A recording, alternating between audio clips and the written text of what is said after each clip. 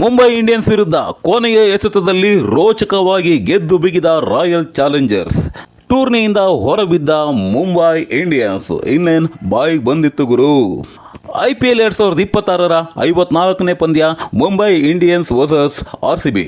Toss ಗೆದ್ದಂತಹ Royal Challengers ಬೌಲಿಂಗ್ನ ಆಯ್ಕೆ ಮಾಡಿಕೊಂಡ್ರು. ಮೊದಲು ಬ್ಯಾಟಿಂಗ್ ಮಾಡಿದಂತಹ ಮುಂಬೈ ಇಂಡಿಯನ್ಸ್ ಗಳಿಸಿದ್ದು 7 ವಿಕೆಟ್ಗಳ ನಷ್ಟಕ್ಕೆ 166 ರನ್ನು. 167 ರನ್ಗಳ ಟಾರ್ಗೆಟನ್ನು ಬೆನ್ನಟ್ಟಿದಂತಹ RCBಯ ಆರಂಭ ಅತ್ಯಂತ ಕೆಟ್ಟದಾಗಿತ್ತು. ಯಾಕೆಂದರೆ ಮೊದಲ ಓವರ್ನಲ್ಲೇ ಕೇವಲ 0 ರನ್ ಗಳಿಸಿ ವಿರಾಟ್ ಕೊಹ್ಲಿ ಔಟ್ ಆಗಿದ್ದರು. ನಂತರ ದೇವದತ್ ಪಡಿಕ್ಕಲ್ ಮತ್ತು ಪಾಟಿದಾರ್ ಸಹ ಅತ್ಯಂತ ಕಡಿಮೆ ರನ್ಗಳನ್ನು ಗಳಿಸಿ ಔಟ್ ಆದರು.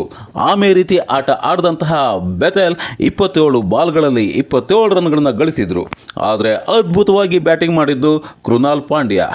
ಕಾಲು ನೋವಿದ್ರೂ ಸಹ ಬಿದ್ದು ಎದ್ದು ಬಾಲ್ನ ಸಿಕ್ಸರ್ಗೆ ಅಟ್ಟುವ ಮೂಲಕ ಕೃನಾಲ್ ಪಾಂಡ್ಯ ಗಳಿಸಿದ್ದು ಬರೋಬ್ಬರಿ 73 ರನ್ಗಳು ಕೇವಲ 46 ಎಸೆತಗಳಲ್ಲಿ. ಅವರ ಇನ್ನಿಂಗ್ಸ್ನಲ್ಲಿ 4 4 ಮತ್ತು 5 6ಗಳು ಇದ್ವು.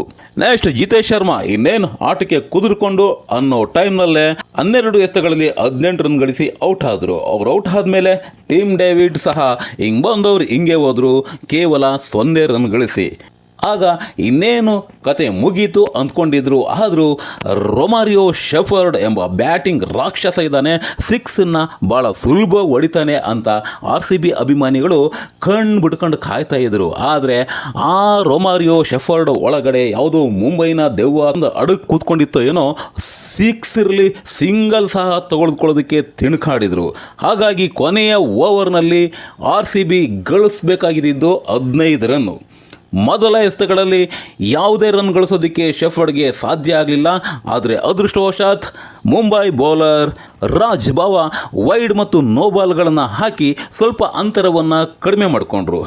6 ಹೊಡೆಯೋದಕ್ಕೆ ತಿಣುಕಾಡಿದಂತಹ ಶೆಫರ್ಡ್ ಕೊನೆಗೂ ಔಟ್ ಆದರು. ಅವರು ಔಟ್ ಆದ ನಂತರ ಮ್ಯಾಚ್ ಮುಗೀತು ಅಂತಲೇ ಎಲ್ಲರೂ ಅಂದ್ಕೊಂಡಿದ್ರು. ಬಟ್ ಭುವನೇಶ್ವರ್ ಬಂದವರೇ ಮೊದಲ ಎಸೆತದಲ್ಲೇ 6ಅನ್ನು ಬಾರಿಸಿ ಅಂತರವನ್ನು ಕೇವಲ 2 ಎಸೆತಗಳಲ್ಲಿ 3 ರನ್ಗೆ ತಂದಿಟ್ಟರು.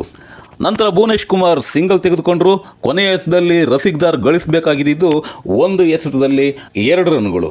ಅತ್ಯಂತ ಚಾಣಾಕ್ಷತೆಯಿಂದ ಸ್ಟ್ರೈಟ್ ಡ್ರೈವ್ ಮಾಡಿದಂಥ ರಸಿಕ್ದಾರ್ ಸಿಂಗಲ್ ತಗೊಳ್ಬೇಕು ಅಂತಿದ್ರೇನೋ, ಆದರೆ ಬೌಲರ್ ಕೈಗೆ ಬಾಲ್ ತಗಲಿ ಸ್ವಲ್ಪ ದೂರ ಹೋಗಿದ್ರಿಂದ ಇಬ್ಬರು ಸಹ 2 ರನ್ಗಳಿಗೆ ಓಡಿದರು. ಕೊನೆಯಲ್ಲಿ ರಸಿಕ್ದಾರ್ ಡೈವ್ ಮಾಡಿ ತಮ್ಮ 2ನೇ ರನ್ನನ್ನು ಪೂರ್ಣಗೊಳಿಸಿದ್ದು ರೋಚಕವಾಗಿತ್ತು.